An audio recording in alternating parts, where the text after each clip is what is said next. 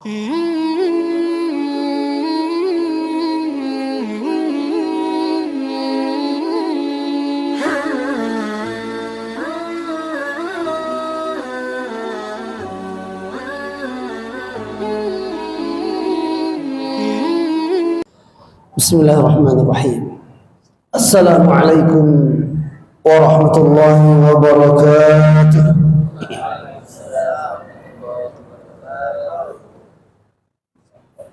Ini jawab salamnya lemes sekali ya. Kelihatan banget puasanya.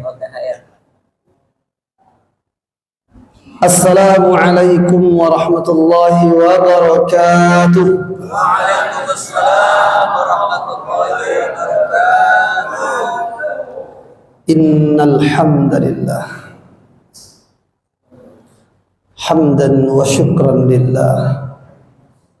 Nahmaduhu wa nasta'inuhu wa nashkuruhu wa nastaghfiruhu wa natubu ilayhi wa natawakkalu alayhi wa nu'minu bihi wa nastahdihi wa na'udzu bihi min shururi anfusina wa sayyiati a'malina. Man yahdihillahu fala mudilla lahu wa man yudlil fala hadiya lahu. Asyhadu an la ilaha illallah وحده لا شريك له وأشهد أن محمدا عبده ورسوله لا نبي بعده. اللهم صل وسلم وبارك على نبينا ورسولنا وحبيبنا محمد صلى الله عليه وسلم وعلى آله وصحبه أجمعين. أما بعد، أوصي نفسي وإياكم بتقوى الله. Jemaah kaum muslimin wal muslimat was-shaimin was-shaimat, a'azzani Allah wa iyyakum ajma'in. Alhamdulillah, pada kesempatan siang hari ini di Masjid An-Nur Rumah Sakit Sari Asih Kota Serang ini, kita bersama-sama telah melaksanakan tugas dan kewajiban kita. Salat berjamaah bagi laki-laki diwajibkan di masjid, bagi wanita lebih afdal di rumah dan di kamar masing-masing. Kemudian kita niatkan thalabul ilm, karena kata Rasulullah sallallahu alaihi wasallam, thalabul ilmi fariidatun ala kulli muslim. Menuntut ilmu ini hukumnya fardu, wajib. Kenapa wajib? Wajib bagi setiap muslim, terutama laki-laki, karena laki-laki sebagai pemimpin. Ar-rijalu qawwamuna 'alan nisa.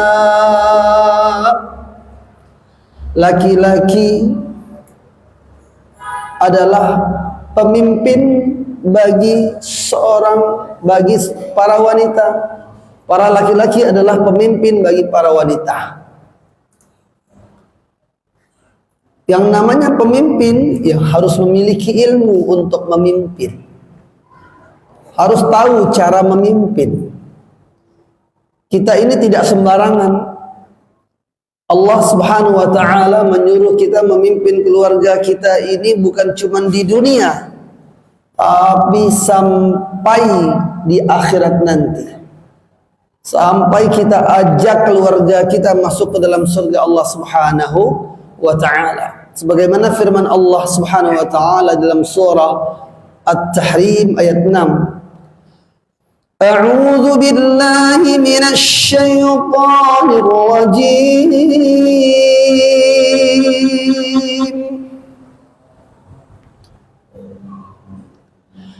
Bismillahirrahmanirrahim.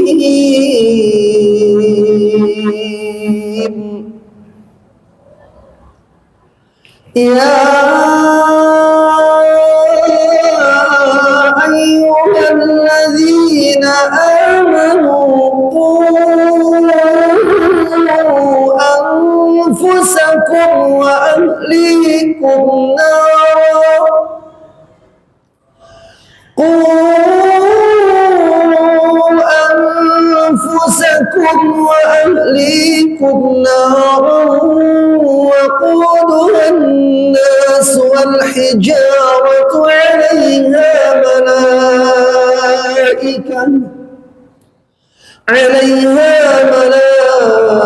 ملائكة غلاظ شداد لا يعصون الله ما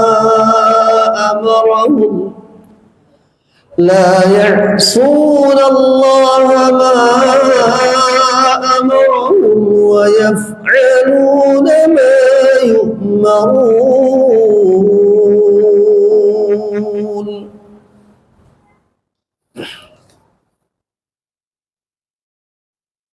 Sadaqallahul azim. Allahumma arhamna bil Qur'anil karim. Hai orang-orang yang beriman, qu anfusakum, peliharalah, jagalah diri kalian sendiri, wa ahlikum, dan jangan lupa juga jagalah keluarga kalian. Jadi kita diperintahkan untuk menjaga keluarga kita. Tanggung jawab kita di hadapan Allah Subhanahu wa ta'ala. Jaga keluarga kita. Dari mana? Nara, dari siksa neraka jahanam. Jangan sampai antara keluarga kita, anggota keluarga kita menjadi ahli neraka. Jangan sampai, na'udzubillahi min zalik. Yang mana neraka tersebut bahan bakarnya dari manusia-manusia yang durhaka serta batu-batuan yang disembah oleh sebagian manusia. Allah masukkan batu-batu seperti berhala yang terbuat dari batu atau batu apapun yang diagungkan dan dimuliakan manusia, yang disembah oleh manusia, sekaligus yang menyembah dan disembah selain Allah dimasukkan ke dalam neraka jahanam. Bukti bahwa mereka tak berdaya dan tak bisa apa-apa, nggak bisa membantu yang menyembah mereka. Yang disembah tidak mampu membantu yang menyembah. Semuanya masuk neraka. Ya Allah, na'udzubillahi min dzalik. Alaiha malaikatun ghiladun syidad, terdapat di atasnya malaikat-malaikat yang sadis lagi bengis. Tugasnya hanya menyiksa saja. Di atas neraka itu ada malaikat yang tugasnya cuma menyiksa saja.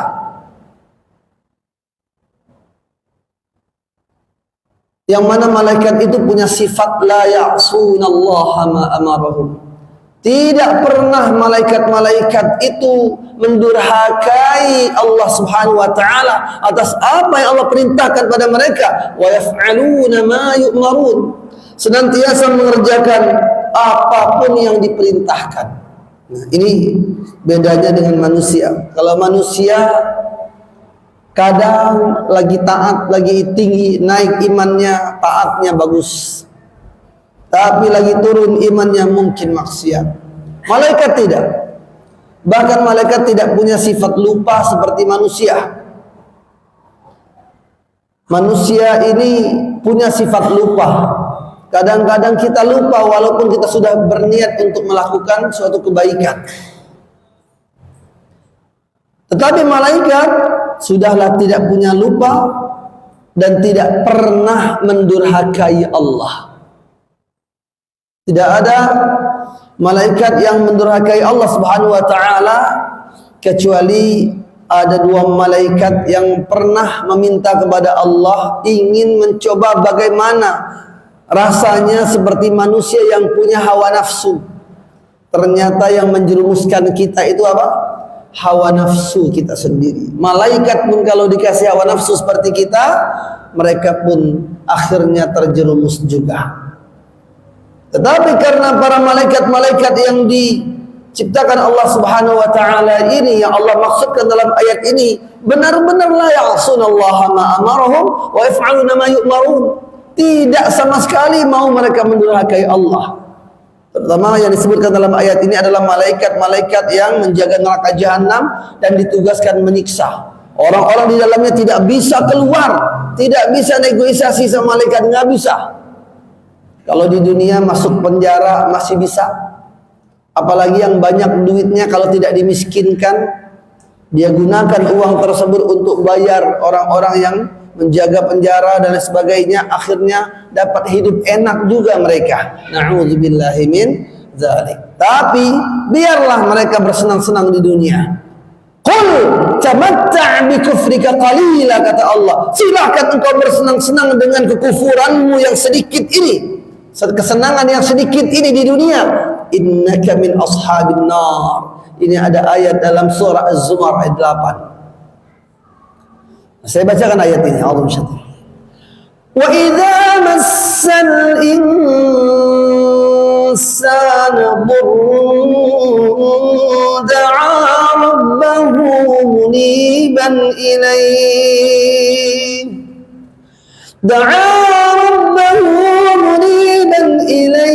thumma idza khawwalahu ni'matun minhu nasiya ma kana yad'u ilayhi min qabl. Qul tamatta' bi kufrika qalila innaka min ashabin nar. Na'udzubillah min azabillah. Wa idza massal insana dhurrun, apabila manusia mengalami suatu kemudaratan, suatu musibah, suatu masalah yang menyusahkan hidupnya, yang membuat sulit hidupnya, payah hidupnya, yang membuat dia sedih, terhimpit, terjepit kehidupannya, maka da'a rabbahu muniban ilaihi. Apa kata Allah? Barulah manusia ini mendekatkan diri kepada Allah untuk berdoa kepadanya. Tadinya kemana? Lagi senang-senang lupa. Banyak musibah, banyak masalah, baru datang kepada Allah, baru ngedekat Allah. Ya tetap itu sih lebih baik daripada nggak sama sekali. Tapi lihat sindiran Allah. Summa idza khawwalahu ni'matun minhu nasiya ma kana yad'u ilayhi min qabl. Kemudian ketika Allah kembalikan lagi nikmat yang dulu pernah dia dapatkan,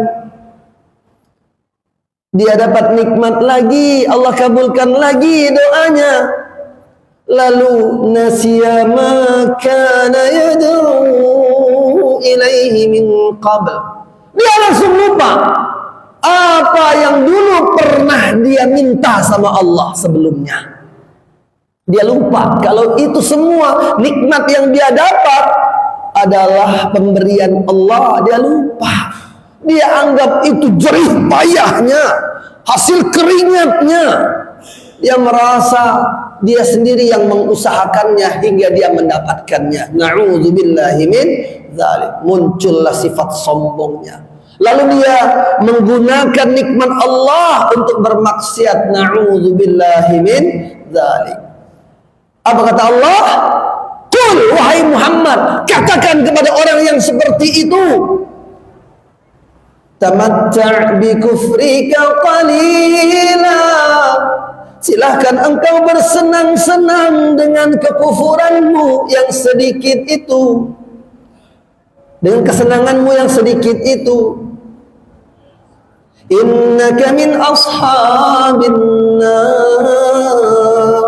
Sesungguhnya engkau adalah bagian dari penduduk ahli neraka. Na'udzubillahi min dzalik.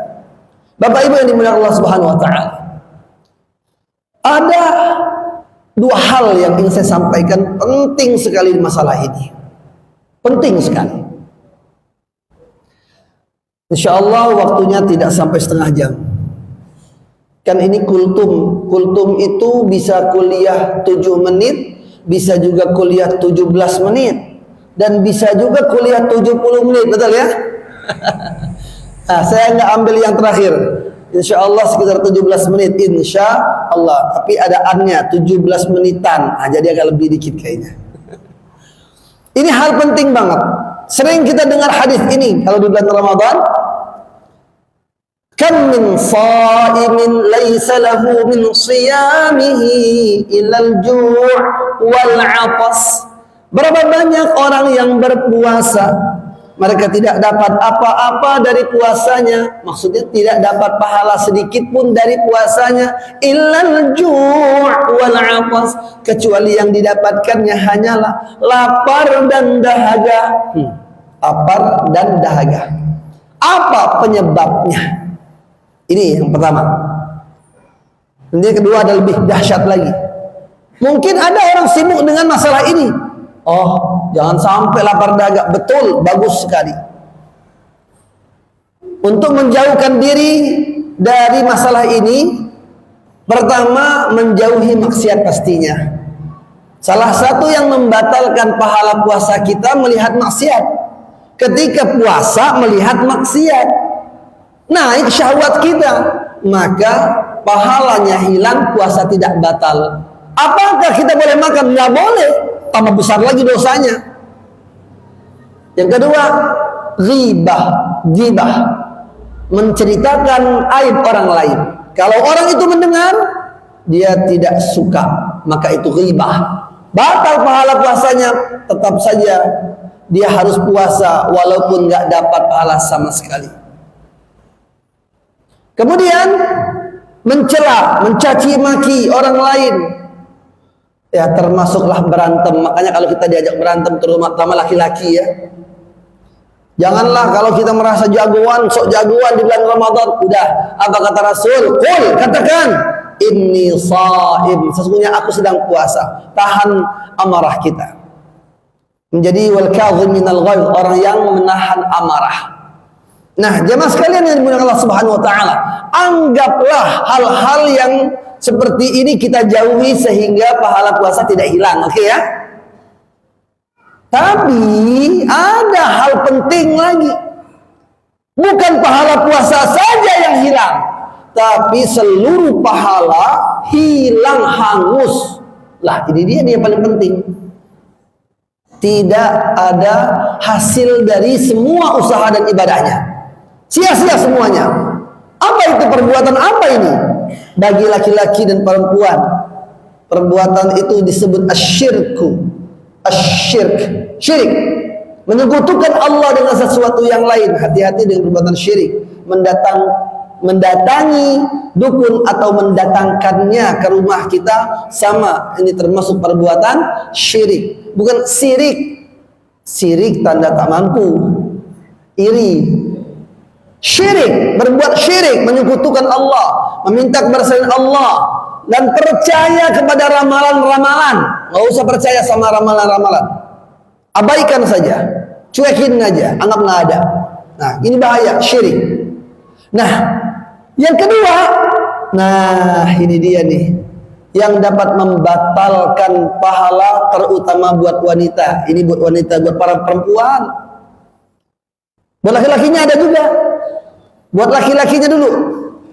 Kalau masih punya orang tua, ibu bapak, durhaka pada orang tua. Sesoleh apapun bapak-bapak, sebaik apapun amal solehnya, salat 5 waktu terus berjamaah, salat sunnah qabliyah, ba'diyah, salat tahajud, salat witir, salat duha, tahiyatul masjid setiap masuk masjid. Ya Allah, habis setiap wudhu salat 2 rakaat, rajin salatnya, rajin puasanya, rajin baca Quran, bahkan hafal Quran 30 juz. Sayangnya cuma Al-Quran 30 juz aja, 60 juz pun dihafalnya itu kalau ada. Saking rajinnya dia. Tapi sayang bapak-bapak semua, seluruh amal soleh ini hilang, hangus, nggak ada gunanya. Nggak ada gunanya. Kenapa? Dia tidak dapat ridha dari ibu bapaknya. Jadi yang punya orang tua minta maaf. Mau sesalah apapun, walaupun yang salah mungkin orang tua kita. Bisa jadi ibu bapak kita sebenarnya salah, kita mengingatkan mungkin dengan cara yang salah, orang tua kita tersinggung, orang tua kita nggak ridho sama kita, tetap Allah nggak ridho sama kita. Karena Rasulullah SAW bersabda, ridullah fi ridhal walidain, wa sukhtullah fi sukhtil walidain. Ridhonya Allah tergantung ridhonya kedua orang tua, murkanya Allah tergantung murkanya orang tua. Jadi jangan sampai orang tua kita nggak ridho sama kita, nggak bakal aman, nyaman, tentram, bahagia di dunia hidup kita. Itu baru dunia, belum di akhirat nggak akan masuk surga. Orang yang nggak dapat ridho dari orang tuanya. Jadi yang punya rezeki, yang punya kerjaan, jangan sibuk di kerjaannya aja, duitnya ada cuma buat dia dan keluarga dia saja. Jangan lupa kalau punya orang tua, pastikan orang tua kita nggak pernah kelaparan. Pastikan orang tua kita senang, bahagia, bangga punya anak seperti kita. Ingat sama orang tua. Oh, jangan takut. Oh, nanti istri saya marah kalau saya banyak ngasih ibu saya, bapak saya. Astagfirullahaladzim. Makanya saya sampaikan ini. Bagi wanita tidak boleh dia cemburu kalau suaminya memberi nafkah, memberikan uangnya, sebagian hartanya diberikan kepada ibu bapaknya. Bangga dong punya suaminya seperti itu. Ini berarti suami ahli surga karena dia tahu di mana surganya. Dia punya surga di bawah telapak kaki ibu bapaknya. Jelas sampai di sini? Ini buat bapak-bapak, nggak usah takut. Kalau istrinya melarang suaminya berbakti buat ibu bapaknya, bukan malah memberikan motivasi. Seandainya dia minta cerai, Pak, ceraikan aja. Lah beneran, durhaka dia. Tapi mungkin kita cukup bersabar. Sabar dulu, doain. Jangan gegabah juga, kasihan anak-anak. Betul? Biar laki-laki biasanya sabar.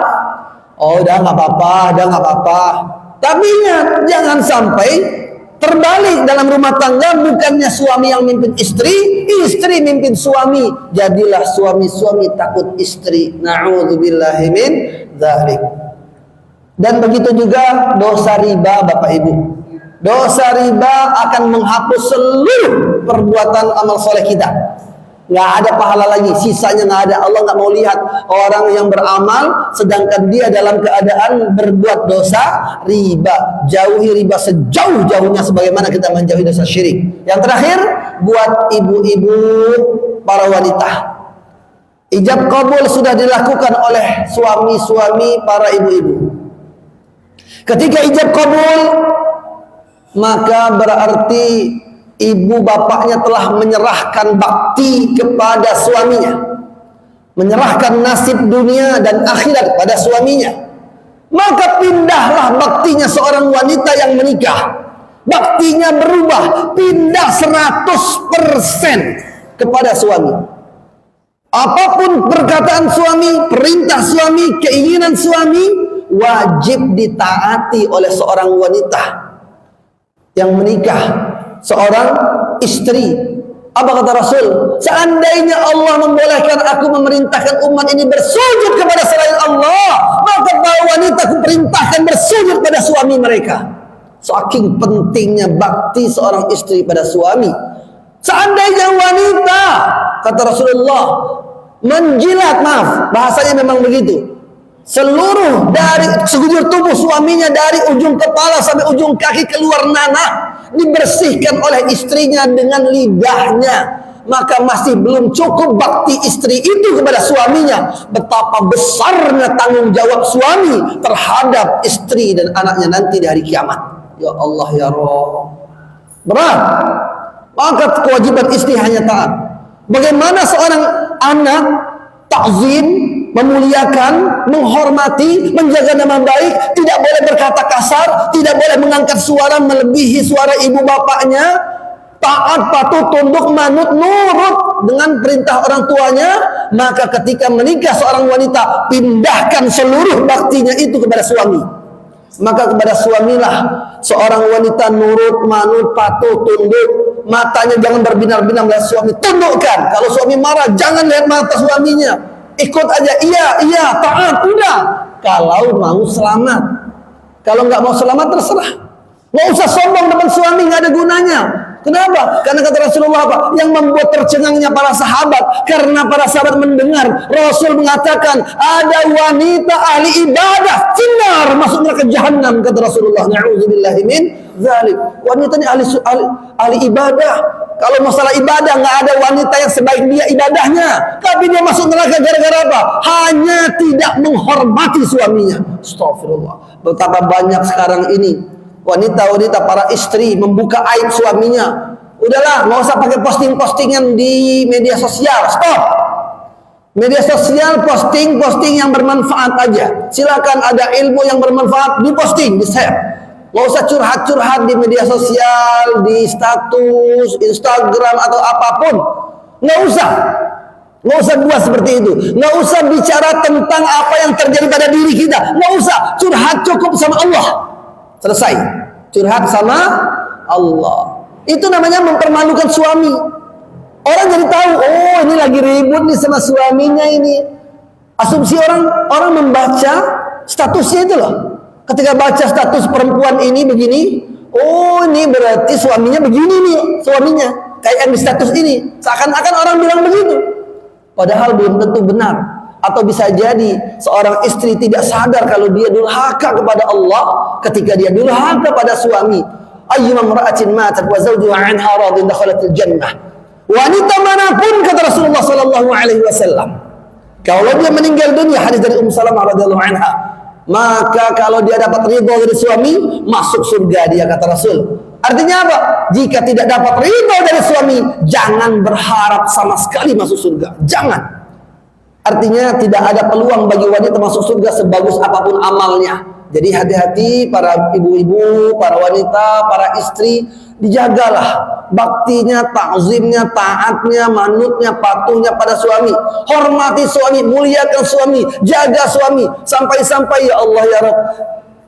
Banyak sekali, akhirnya setengah jam juga ini. Gak apa-apa ya. Insya Allah bermanfaat, insya Allah. Sedikit lagi. Bayangkan istrinya Bilal bin Rabah radhiyallahu anha. Apa yang beliau lakukan untuk menjaga nama baik suaminya? Bapak Ibu yang dimuliakan Allah Subhanahu wa taala. Bilal ini kan bukan orang kaya, betul nggak? Dulunya siapa Bilal? Hamba sahaya, budak. Ya sudah tahu kita. Kalau begitu berarti nggak mungkin kaya. Lalu dimerdekakan, betul ya? Nah, menikah. Tapi menikah dengan wanita dari kalangan berada, terhormat. Tahu nggak? Istrinya diajak sama suaminya, sama Bilal ini, untuk makan-makan enak. Makan-makan enak. Tetapi apa yang istri Bilal lakukan? Dia tahu suaminya nggak makan enak. Dia tahu suaminya nggak pernah merasakan nikmatnya makan enak. Dia tahu. Dan dia tidak mau suaminya nanti dipermalukan, dikatakan miskin dan sebagainya, dan dia nggak makan. Diberikan kacang yang enak, makanan Arab itu. Tapi dia bilang nggak. Ketika ditanya dia bilang apa? Sudah biasa dengan suamiku. Untuk menjaga bahwa suaminya, masya Allah ya, dia tutupi aib suami. Bukan dia bilang aku nggak pernah makan, aku kelaparan. Enggak, dia nggak buka aib suaminya. Ini luar biasa. Inilah firman Allah Azza wa Jalla dalam ayat 286. Allah Subhanahu wa taala berfirman, "Hunna libasul lakum wa antum libasul lahum." Para istri itu adalah pakaian buat para suami juga pakaian buat para istri, saling tutup menutupi. Kekurangan istri, ayo bapak-bapak tutupi, jangan diceritakan ke orang lain. Istri saya tuh gini. Nggak usah bapak-bapak, nggak perlu diceritakan. Yang baiknya boleh, silakan diceritakan buat motivasi yang lain. Begitu juga para ibu-ibu, nggak usah ceritakan aib suaminya. Kalau mau nanya, bilang aja ada seseorang, begitu aja, untuk menjaga kehormatan suaminya. Jadi suami istri saling menghormati, saling menjaga wibawanya, sehingga Allah muliakan keluarga tersebut menjadi keluarga sakinah mawaddah warahmah, insyaallah. Amin ya rabbal alamin. Mudah-mudahan apa yang saya sampaikan bermanfaat. Semoga Allah mudahkan kita mengamalkannya, menjadi hamba-hamba Allah yang saleh dan salihah sampai akhir hayat kita mendapatkan husnul khatimah. Amin ya rabbal alamin. Mohon maaf atas segala kekurangan dalam penyampaian ini. Jika ada kata-kata kurang berkenan di hati Bapak Ibu semua, Tolong dimaafkan dengan sepenuh hati, dan kepada Allah kita mohon ampunan. Semoga Allah meridai kita semua. Subhanakallahumma wa bihamdika asyhadu an la ilaha illa anta astaghfiruka wa atubu ilaik. Wassalamu alaikum warahmatullahi wabarakatuh. Waalaikumsalam warahmatullahi wabarakatuh. Ya, terima kasih teman-teman semua yang sudah hadir untuk menonton, menyaksikan, mendengar, menyimak apa yang disampaikan. Mudah-mudahan menjadi ilmu yang bermanfaat, membuat kita semua selamat dunia, selamat akhirat. Yang nonton live ini insya Allah dimudahkan urusan-urusannya semua, dilancarkan rezekinya. Yang punya hutang-hutangnya lunas tahun 2024 ini insya Allah. Tahun 2024 ini juga insya Allah yang nonton akan berangkat ke tanah suci bersama orang yang dicintainya insya Allah. Amin ya rabbal alamin. Assalamualaikum warahmatullahi wabarakatuh. Salam kenal dari Lamteng. Masya Allah, Lampung Tengah. Oke, salam kenal buat semuanya. Ya, mudah-mudahan teman-teman semuanya yang punya masalah, masalahnya diselesaikan sama Allah SWT. Urusan-urusannya dipermudah sama Allah. Gitu ya. Oke lah teman-teman semuanya, karena live sudah selesai untuk acara kultum kuliah 70 menit. Masya Allah, alhamdulillah kita sudah sampaikan. Ini hal-hal yang sangat penting-penting sekali yang memang teman-teman semua perlu sampaikan juga kepada yang lain. Jadi jangan buat kita aja. Kalau kita belajar, mesti yang kita pelajari ini sampaikan kepada yang lain. Nggak ada gunanya kita ini hidup merasa enak, merasa senang, karena bukan kesenangan yang sesungguhnya. Bukan di dunia ini kesenangan kita, tapi kita akan mendapatkan kesenangan dan kebahagiaan yang sesungguhnya di akhirat nanti. Nah, karena cuma di akhirat tempat kita yang sesungguhnya, ya kita akan kembali ke sana membawa bekal-bekal yang diterima sama Allah SWT. Jadi teman-teman semuanya, bagikan live ini, bagikan akun ini kepada siapapun, di-share, kemudian disimak, ilmu yang didapat disampaikan, mudah-mudahan menjadi ilmu yang bermanfaat dan menjadi amal jariah bagi kita semua insyaallah. Amin ya rabbal alamin. Sekali lagi saya doakan buat teman-teman semuanya yang punya masalah, insyaallah masalahnya diselesaikan dengan mudah sama Allah Subhanahu wa taala dengan penyelesaian terbaik. Yang punya urusan dipermudah, urusannya dilancarkan selancar-lancarnya.